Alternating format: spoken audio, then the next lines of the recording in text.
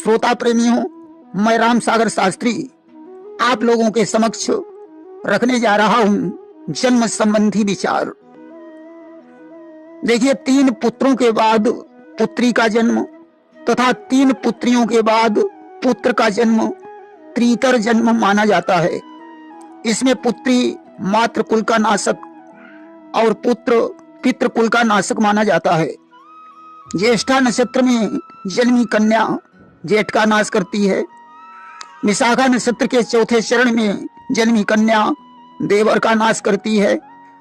अश्लेषा नक्षत्र के दूसरे तीसरे चरण में उत्पन्न कन्या या पुत्र ससुर का नाश करते हैं। अमावस्या को जन्मी संतान दरिद्र बना देती है। कृष्ण पक्ष की 14 में जन्मी संतान अनिष्टकारी मानी जाती है। संपूर्ण मान को 6 से भाग दें। 1 भाग में शुभ, 2 में पितृनाश, 3 में मातृनाश, 4 में मामा का नाश, 5 में कुल का नाश, 6 में धन या खुद का नाश होता है। एक नक्षत्र में यदि सहोदर का जन्म हो या माता पिता के जन्म नक्षत्र में जन्म हो तो उन दोनों का या एक का नाश होता है अथवा भयंकर कष्ट रहता है। अमावस्या, कृष्णा 14, भद्राकरण, सहोदर जन्म नक्षत्र, माता पिता का जन्म नक्षत्र, संक्रांति, क्रांति साम्य, ग्रहण, व्यतिपात आदि दुष्ट योग तथा तीनों गणांत, यमघंट, क्षय तिथि, दग्धादि तिथि योग, त्रितर जन्म, हीनांग या अधिकांग आदि अशुभ माने जाते हैं। पंचमी, दशमी, पूर्णमासी के अंत में, परिवार छठ, एकादशी तिथि के आदि में 2-2 घड़ी गणांत होता है। अश्विनी, रेवती, अश्लेषा, मघा, ज्येष्ठा, मूल की संधि में अस्त और आरंभ की 4 घड़ी गणांत होता है। मीन, कर्क, सिंह, वृश्चिक, धन की संधि में 1 घड़ी गणांत होता है। ज्येष्ठा के अंत की 5 घड़ी, मूल के आरंभ की 8 घड़ी अभुक्त मानी जाती है। इसे अशुभ माना गया है। यदि बच्चे का जन्म ज्वालामुखी योग में हो तो मृत्यु होती है। मृत्यु योग में जन्म लेना भी मृत्यु कारक होता है।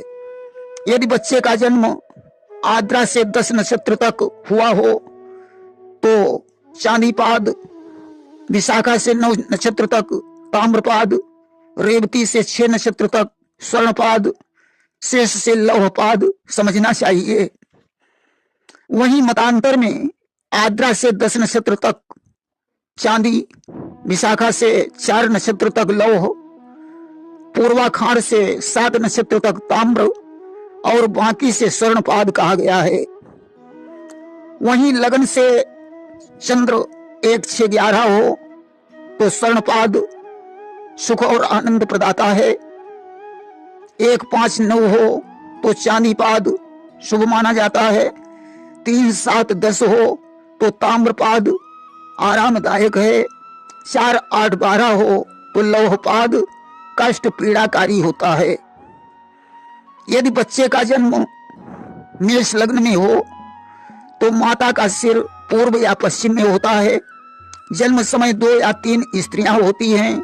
मां को कष्ट अधिक होता है। बच्चे का जन्म पैर से होता है। भूमि पर जन्म होता है। घर के पूर्वी भाग में होता है और बच्चा जोर से रोता है। माता लाल वस्त्र धारण किए होती है और जन्म से पहले लाल मीठा भोजन करती है। यदि बच्चे का जन्म वृष लग्न में हो तो मां का सिर दक्षिण में होता है। 3 या 4 स्त्रियां होती हैं। जन्म के बाद 2 और आती हैं। बच्चा जोर से रोता है। अधोमुख तथा पैर से प्रसव होता है। घर के पूर्वी भाग में बच्चे का जन्म होता है। माता श्वेत साफ वस्त्र धारण किए हुए होती है। जन्म से पहले मां ने शुष्क भोजन किया होता है। यदि बच्चे का जन्म मिथुन लग्न में हो तो मां का सिर पश्चिम में, 3 या 5 स्त्री, हरा जीर्ण वस्त्र। बच्चे का सिर से जन्म होता है, मुख ऊपर होता है, बच्चा जोर से रोता है। आग्नेय भाग में बच्चे का जन्म होता है। माता नमक युक्त विचित्र भोजन करती है तथा दूध कम उतरता है। यदि बच्चे का जन्म कर्क लग्न में हो तो मां का सिर उत्तर में होता है, 4 या 5 स्त्रियां होती हैं। बच्चा जन्मते ही छींकता है। भूमि पर बच्चे का जन्म होता है। बाएं भाग में कोई निशान पाया जाता है। बच्चे का जन्म पैर से होता है तथा घर के दक्षिण भाग में जन्म होता है। माता श्वेत या लाल वस्त्र पहने होती है। प्रसव से पूर्व मीठा ठंडा भोजन करती है। बच्चा देर में रोता है।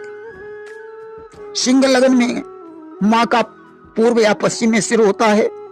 लाल वस्त्र, शुष्क कसैला या खट्टा भोजन करती है।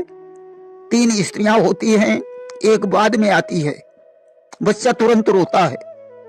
दक्षिण भाग में बच्चे का जन्म होता है।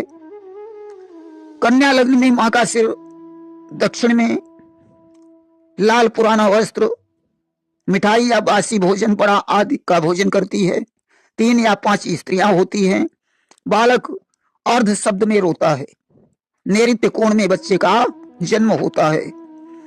तुला लग्न में मां का सिर पूर्व या पश्चिम में होता है। श्वेत वस्त्र, भुजा अन्न, ठंडा जल गुस्से में खाती पीती है। 3 स्त्रियां होती हैं और 1 कन्या भी हो सकती है। बच्चा देर में अर्ध शब्द में रोता है। पश्चिम भाग में बच्चे का जन्म होता है। वृश्चिक लग्न में मां का सिर दक्षिण या उत्तर में होता है। लाल या श्वेत वस्त्र धारण किए होती है। अमधुर क्रोध पूर्वक भोजन किया होता है। 2 या 3 स्त्रियां होती हैं, 2 बाद में आती हैं। बच्चा देर में रोता है। पश्चिमी भाग में बच्चे का जन्म होता है। यदि धनु लग्न में जन्म हुआ हो तो मां का सिर पूर्व या पश्चिम में होता है। पीला या लाल वस्त्र धारण किया होता है। पकवान का भोजन करती है। 1 या 5 स्त्रियां होती हैं।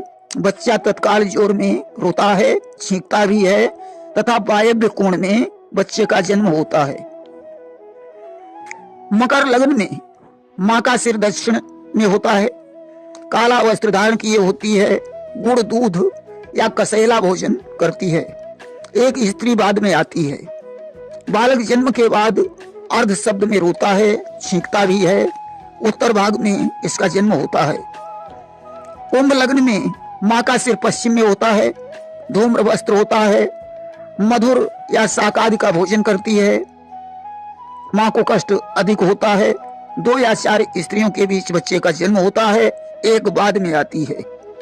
उनमें 1 गर्भिणी भी होती है। बालक अर्ध शब्द में रोता है। वामांग में कोई चिन्ह होता है।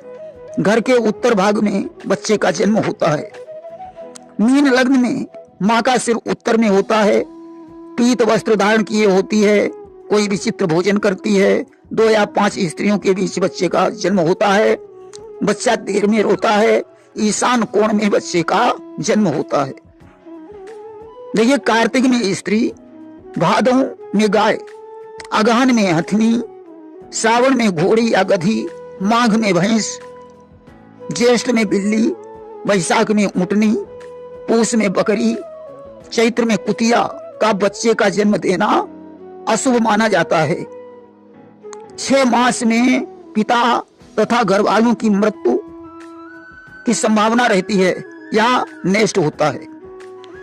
खास तौर से माघ बुधवार को भैंस, श्रावण दिन में घोड़ी प्रसूति हो तो नष्ट माना जाता है। प्रसूति गौ का दान कर देना चाहिए। घी, पीली सरसों से हवन करना चाहिए। देखिए, कार्तिक में बच्चा जन्मे तो कार्तिक शांति करानी चाहिए।